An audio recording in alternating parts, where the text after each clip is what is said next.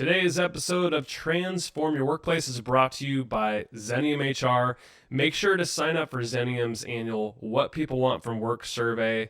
It's a great retention tool, a great attraction tool to make sure to have that feedback loop about what your employees think about company leadership, their compensation benefits, their diversity, equity, inclusion practices. We're going to ask it all. And Xenium does all the work. All you need to do is have one representative sign up, and participation's free, and there's a free report in the end. Link is in the show notes if you want to sign up. That's free up until September 1st. All right, today's guest, and apologies for getting this a few days out. I was actually on a well-needed vacation and a couple days late in getting this episode out to you. Today's episode is with Donna Cutting.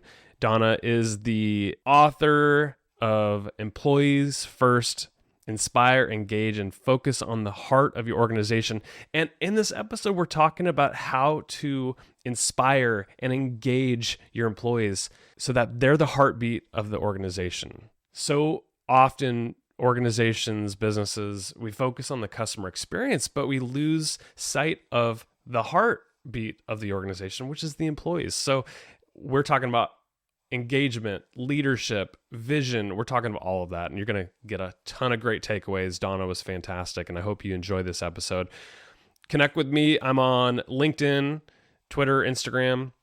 I'd love to connect with you and hear from you there. And if you'd be so kind, please give us a 5-star rating on Apple Podcasts. And if you want to leave a written review, that'd be awesome. Enjoy, and we'll talk to you next week.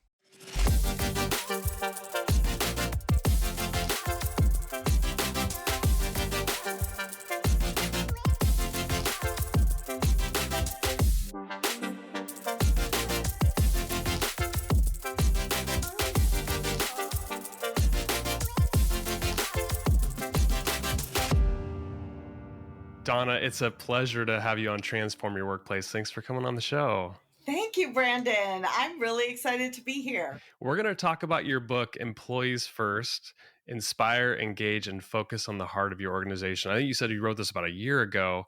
So when you were writing this and even released it, this is mid-pandemic. Did you find it hard to write a book while there's so much, I want to say, the nice word is transformation.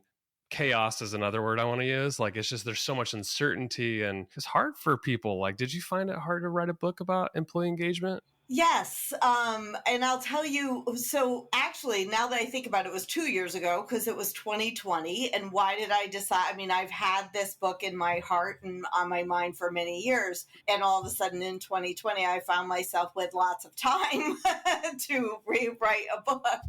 And so I sat down to write it. But as we got closer and closer to publication, and as we were going through final edits, it became really evident that, number one, it couldn't be a better time to release this book. And number two, things were changing, at the speed of light. And I think I even say in the book, it's pretty daunting to be writing a book in the middle of such immense change. But I will still stand by what is written in the book because I think the principles of what makes people feel valued and seen and heard, which is really what we're talking about here, remain the same. And that it's just time for people to shift from kind of a quick fix approach to really go deeper and focus on relationships, appropriate relationships in the workplace. Yeah. It's interesting. You said quick fix approach to, whether it's employee experience overall. And it's funny because I think there's some employers out there that are thinking oh, what's a quick fix to improve, just a quick jolt of how can we improve the employee experience? I think most employers just flat out aren't intentional about employee experience altogether. Do you find that to be true with employers? Yeah, as a matter of fact, and of course not everybody, right? But as a matter of fact, what prompted me to start thinking about writing this book is that my first two books are about customer experience. So rolling out the red carpet for your customers. And as I was doing the work with my customers, there were often enough times where I would be in discovery. So I'm learning about their organization and talking with their team members. And I'm there to help teach their team members how to give better customer service and realizing, I should have written a different book first, and that's the one about the employee experience. And at least in the past, I think it was the afterthought. We have to focus on the experience we give our customers, but you forget it comes from the experience that your employees are having. And of course, now they're speaking up about it, both with their voices and also with their feet. Yeah. What have you learned about employee experience over the last couple of years and during COVID and just a lot of transition with employers? Has it changed dramatically? I'm just curious your thoughts on that.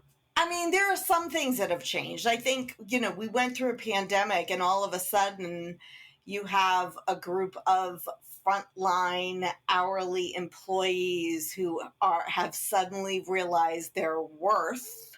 We're at the front lines, literally, of this pandemic in 2020. And then I think also what has happened is that as a collective country, as a world, many of us have started to realign our life with our values, and that's where you're seeing a lot of baby boomers retiring earlier than they thought they might, because they've looked at and gone, what's really important to me, right?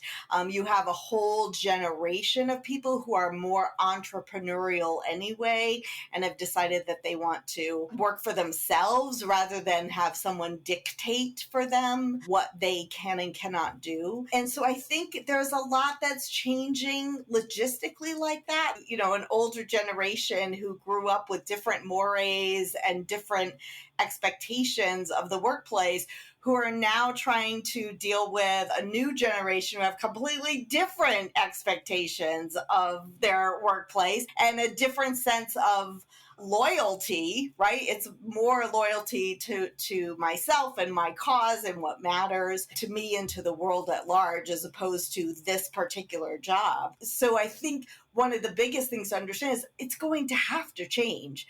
And then on some level, it hasn't changed at all, because it really does come down to that we all just want to matter, that's that's ultimately what it is. And the workplace could be, if we let it'd be a great practice run for building better relationships, which ultimately means a better world. Not to get lofty, but. You mentioned generations. One of the things I wanted to ask you is just this unique, I want to say opportunity. It's also a challenge right now. There's many generations in the workplace right now. I think it's 4 different generations. And you mentioned the word loyalty. I think the loyalty levels vary greatly between generations. You might have the boomers who are likely to stay for 20, 30 years, retire, get the gold watch, whatever it may be, maybe hopping to a new job after 1 to 2 years. I'm a freak of nature. I'm a millennial. I've been with the same company for 14 years. But I'm curious if there is few factors in getting people to have some loyalty or to get them to stay even for an extended period of time. What are some of the keys behind that? Yeah, I think, well, first of all, it's never going to be like it was back in, say, my parents' generation or my grandparents' generation, because frankly, companies were more loyal to their employees back then. And so that's just all been shifted. And I think we're going to have to look at employee retention and turnover it differently. It is going to be rare that somebody stay with an organization for 14 years. But one of the first things that came to mind when you were asking that question is the first story in the book, Employees First, which is about this baseball team in Savannah, Georgia. Bananas. The Savannah Bananas, that's right. And they really, their owner is also the founder of of a company called Fans First Entertainment. So they kind of work simultaneously together, and it's really more about entertaining than baseball, although they do play baseball. But they created this whole very concrete vision and put it out there for the world to see of where they wanted to go as an organization, the difference that they make, how they impact the lives of the fans that sit in the stand and the people who watch all of their social media videos, and what a difference that's making in the world. And when I was talking to Jesse about that, he said, I think one of the things is that we just keep thinking millennials, have no loyalty or whatever. But what if they're just looking for like, what's next? Why does this matter? What is it that I get to do that really makes a difference in the world? And that a lot of organizations just aren't really great at articulating that. So, I would say that's number one, is give people something to care about, to get excited about. And by the way, not in the book, because I didn't find this out until after writing the book and after it was published, but the Savannah Bananas and Fan First Entertainment have something like, I don't know if it's 800 or 8,000, but either way, it's an impressive number. I'll go with 800, an 800-person waiting list of people who want to work for them. So that's today, in the day of the Great Resignation and staffing shortages. They have a waiting list of people who want to work for them. So they're also like fun to work for, very appreciative, very caring, like all of those things. And it's making a difference. For an organization like that, take the Bananas, for example, they've probably articulated their vision and purpose and what they're trying to do for the community, for people. How do organizations instill purpose like that inside their organization? There's got to be a process behind it. What advice would you give employers who are like, I need to be more clear about our purpose and what we're doing, so people can rally behind that?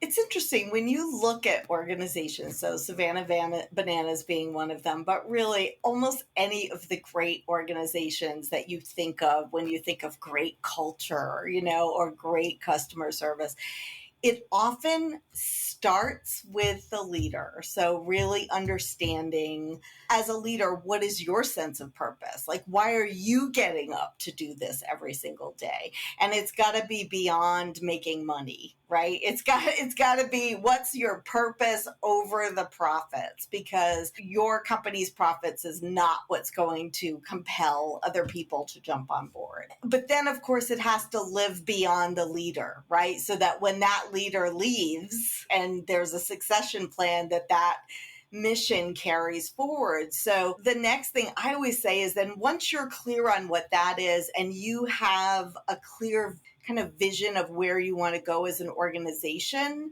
and again, thinking about like, how are we contributing to the greater good of the world, right? Because that's, I think, you can, as a millennial, you can speak to this, but this is what I'm told, that's millennial and Generation C more interested in that, right? How is what I'm seeing that for sure. Yeah. And so how are we going to contribute to that? Then once you have that, start including the rest of your team in conversation. So you'll see in my in Employees First, one of the things that I harp on again and again and again is involving your team and listening to their ideas. The more people feel a part of something, the more likely they are to buy in and then make it their own. So really listen and then collaborate with them to help carry that vision out. Mm-hmm. There's a quote I found in your book. I don't know if it came from you directly or if you're quoting somebody else, but it was too good to not get your response on it. So I'm going to read it and I want you to respond to it about what it means to you. So the quote says, with every person you hire, your culture either gets better or worse. End quote. What do you think about that? That's so true. It's so that was Sydney Kokol, and she is the senior vice president of marketing for Talent Plus, and they are an organization out of Nebraska that helps people find like people with the right skills and talents, right? So that's very fitting for her. So I have actually two responses right now. So the first is absolutely, like, you want to be very clear about what you're setting out there to do, and then you want to be really clear about who is it and what qualities do people have to bring to the table in order to be able to carry out that vision as a team, right? So selection of, even in this market, and that's really hard because right now, I don't know about you, but I'm seeing with a lot of my customers, kind of, we're so short staffed, we're just grabbing anybody who will say yes. And I think it's really hard to kind of like back up and go, oh, wait, like, is that really the best way to serve your customers? Or is that really, having said that, I'm going to add an addendum to that. And that is that I also think that sometimes we hire people who have the potential to gain more confidence and share their skills and talents that in ways that they might not be showing at first. And it's up to leadership to not drop the ball, and not support them in doing that. And so if you haven't supported them in doing that, you can't just go back and say, well, it's because we hired the wrong people, that's why. Sometimes it's because of how the system has been set up. And, do you have a safe workplace? Do you have a supportive workplace? Are you helping people gain the confidence that they need? When I read that quote, the first thing that came to mind was of the old saying of like, hire slow, fire fast. And I've found myself in situations where it's easy to get impatient about losing out on candidates or just the hiring process is going a little bit slower. I need somebody to fulfill the role, but hiring the wrong fit it can be so damaging to a culture that I think that saying makes a lot of sense. The hiring slow, you got to make sure they're the right fit and for the right role. Yeah, it's interesting because now I think with what a lot of people are facing, I'm hearing a lot of hire fast, like sometimes the same day, get them on the phone, get them in there, get a paycheck in their hand, right? and even if it's that's the case, what I've been adding is, okay, if you're going to hire fast, onboard slow and use your onboarding as an extension of the interview. So first of all, you want to onboard people, throwing them out on the floor is not even kind, never mind effective, but onboard them. Not only that, but use the onboarding process as an extension of the interview so that if you're seeing flags, that they don't show up, they don't show up on time, they're not really paying attention. Get curious, find out what that's about, but it also might be a signal that maybe you didn't hire the right person. And it's better to make a decision about that sooner rather than let them infect your culture and, infect the employee experience. You worked on some research where you interviewed frontline employees about what makes them feel valued. I think you interviewed hundreds of people, and I want to know what you learned from that. Yeah.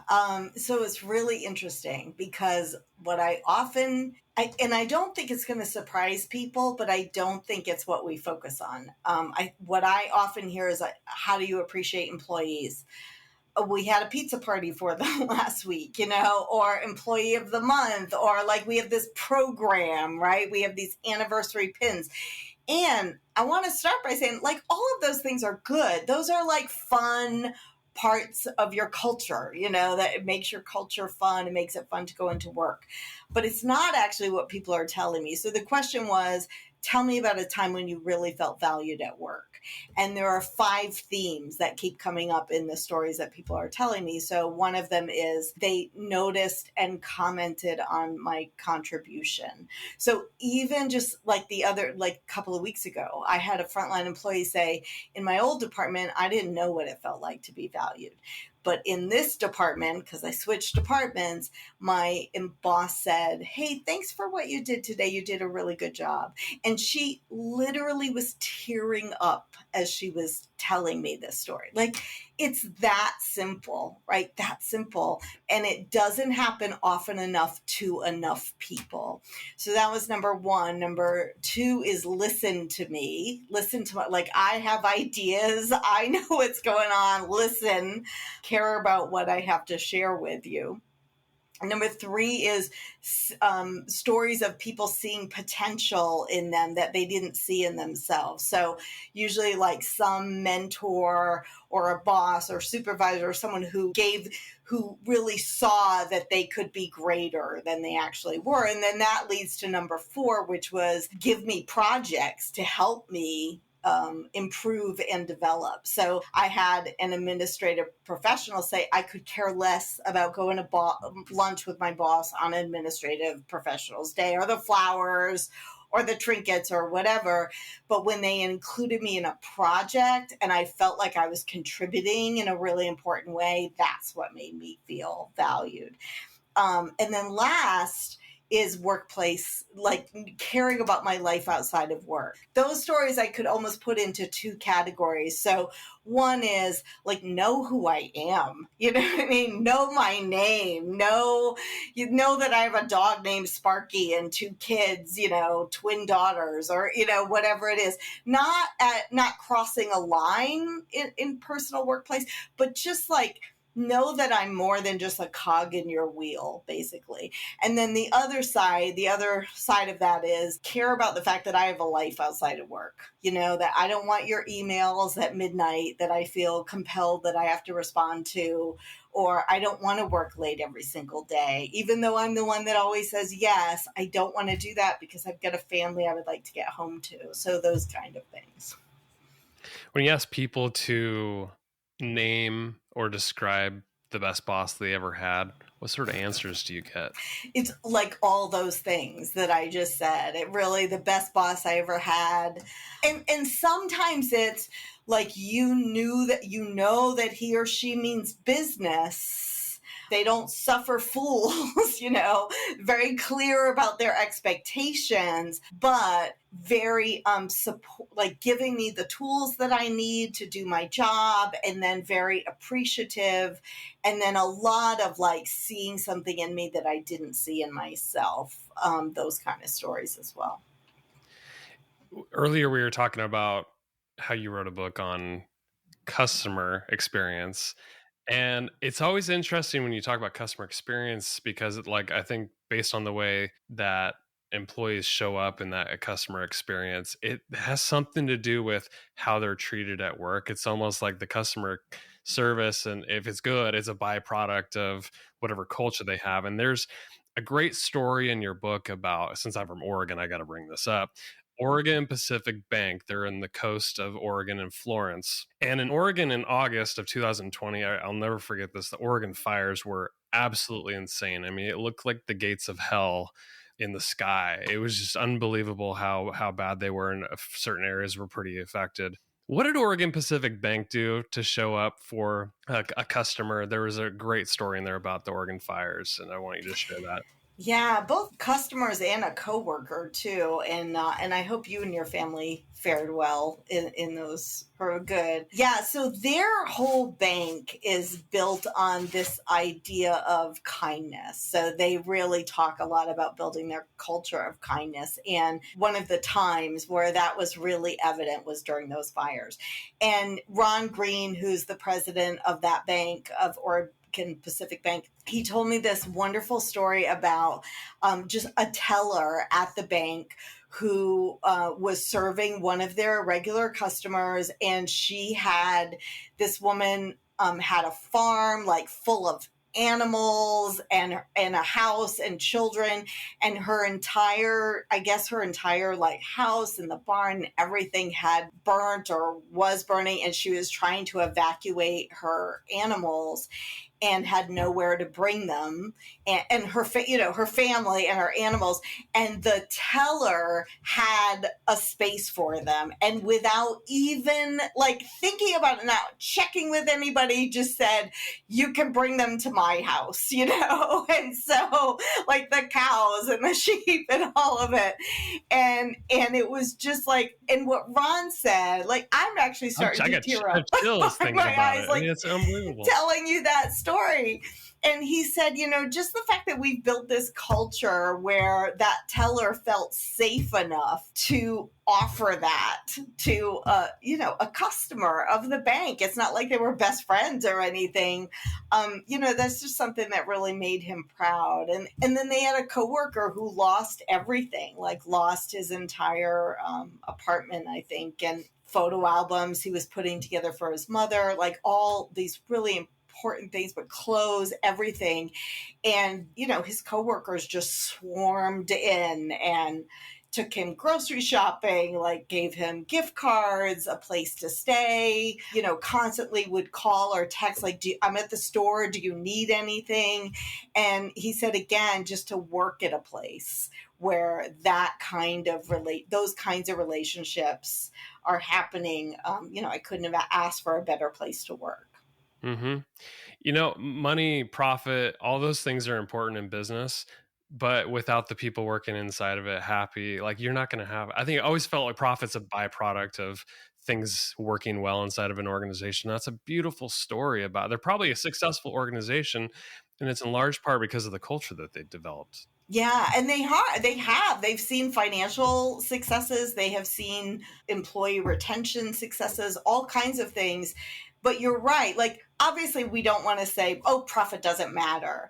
But when you focus on it first, it's not necessarily the thing that's going to compel, your team to want to rally behind and jump in to the cause. So it's really focusing on your purpose and your people. And yes, monitor the profits, but so many organizations show time and time again that when you do that, the profits start to take care of themselves.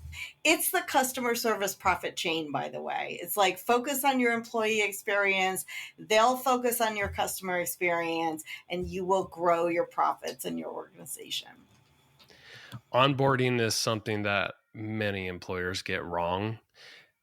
In your opinion, how can employers roll out the red carpet from day one to make them feel part of the organization, that they're onboarded properly and integrated with the culture immediately?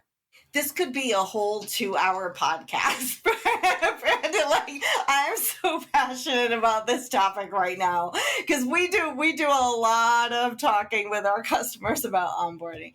So there's so many different components. So first is to understand that onboarding is a long-term process. So it's your orientation, it's your first day on the job, it's your job skills training, and then it's all of the little things that get done or not done over the first year to make you feel like part of this culture and part of this organization. So I would say real quickly, some of the things that I'm seeing right now is orientation is not about getting paperwork done, right? This is about, or like all the compliance activities that you may have in your industry that they have to do before they start, and you could throw them out on the floor, right? So it is really about taking the time to introduce them to your culture, get them excited, like help them fall in love with who you are and what you do. And orientation is a one-time event. And yes, you have to go through all your policies and procedures and all of that, but there are even ways to make that more fun and engaging than what typically happens. So that's number one. Number two is really being intentional about their first day. So is someone there to actually meet them and like looking at things from that employee's perspective? Like it's their first day. They don't know where to park. They don't have a friend to eat lunch with, all of those little things that if you're not intentional about, they can just get lost in the fray and feel very unwelcome. And that's when you see people, leave at lunch, right? And that's happening. Like that's when you get ghosted. And then the third thing that I'm seeing a lot of right now is that because people are so short-staffed, they are throwing people into the fray right away without giving them the proper education, skill development that they need in order to do a good job. And so then they feel overwhelmed. They don't know what they're doing. And again, that's when you will often see people leave early, or certainly they're no longer in love with your company, no matter how good your orientation was. So to really like refrain from throwing people into the fray and do everything you can with the team that you have, or pull other people in to help, but keep that person and the facilitator, their mentor out of the floor, and like really be intentional about their skill development before you put them into the general workflow. So this is a very timely topic for me. Reason being, I have a new employee starting tomorrow out of New York, and I'm in Oregon, so it's going to be a remote position. And to make that first day extra special, what are like 2 to 3 things I should be focused on?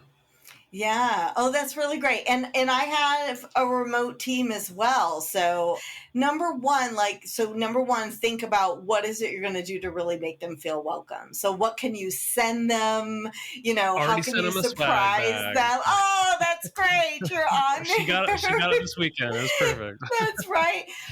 And then start to be really intentional about not just the first day and the first week, but like, in order to really learn this job, what are all of the things that they're going to have to learn over the course of, say, 6 months?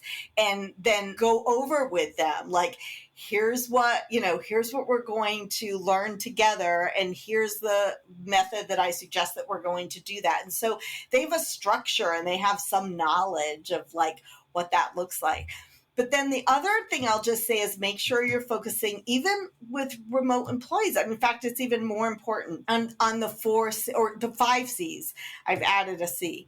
So it's culture. Like, so how are you going to introduce them to your culture? And even if it's just the conversations that you have with them. Connection. So if you have, I don't know if you have other employees, but if you do, like, what are the tools that you use, and can you get them to have conversations with other team members, that kind of thing. Connection, compliance. So like, what are the things you actually have to teach them? And then communication. So all of the things, and it may just be a question, hey, tell me what questions you have, or being really intentional about the type of communication that you send out. So it's not like 25 bullet points that they're going to fall asleep reading, but that it's, it's in bite-sized chunks or graphically designed or whatever. And then that last one is checking in. So setting yourself reminders so that you check in with them on a regular basis and ask deep questions about how's it really going? Like,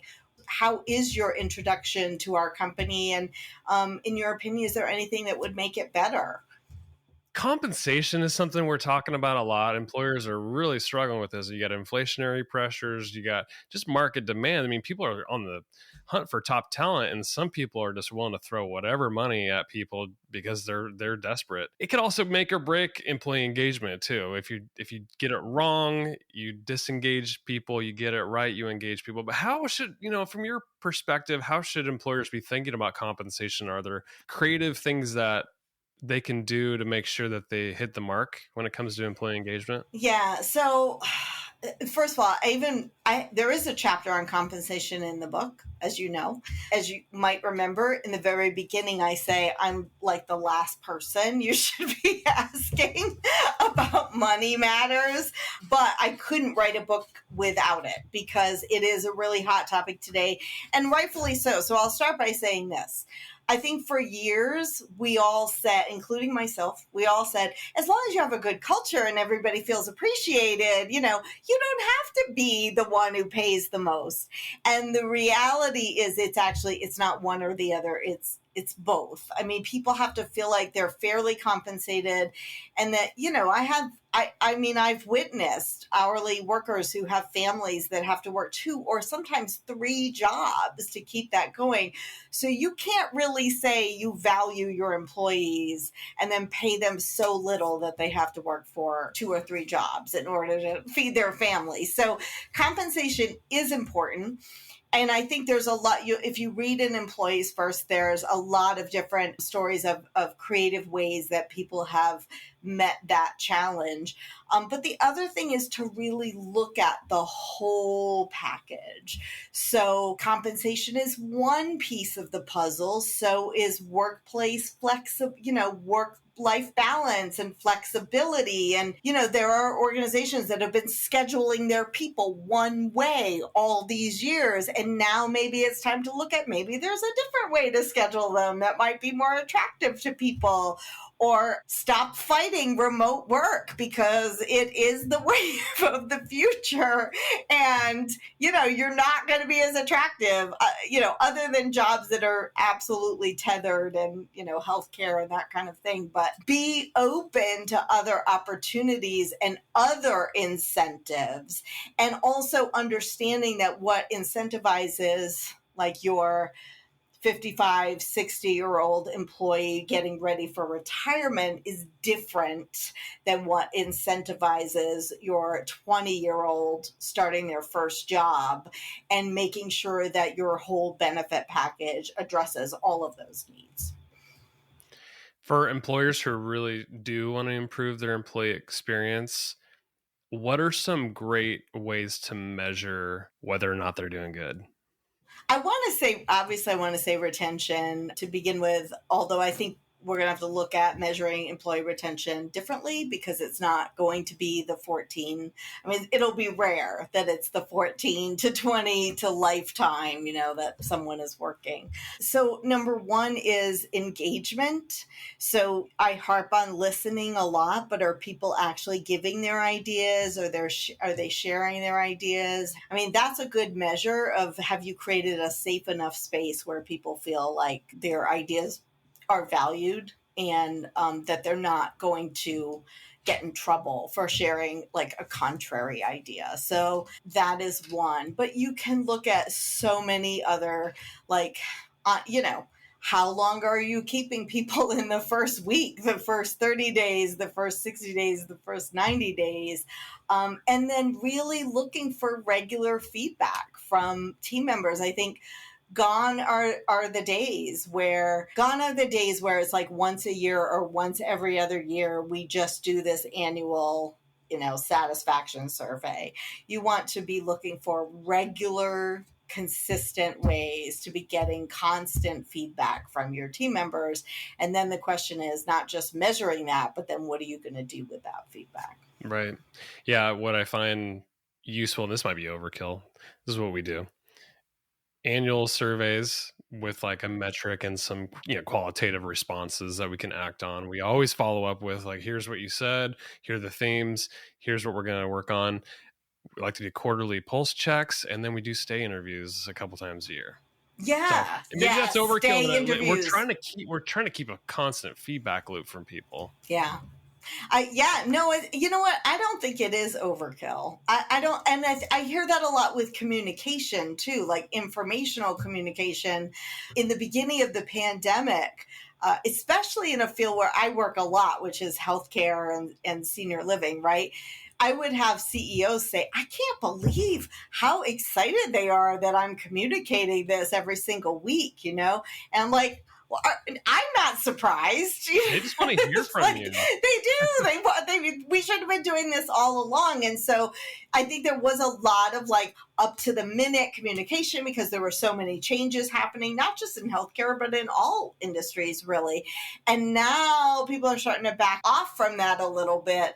And I would say it's not overkill, because not everybody is reading the one communication that you sent out in a big long email, and so with getting feedback and communication, your team will let you know if it's overkill. They will. I think better more than others than less.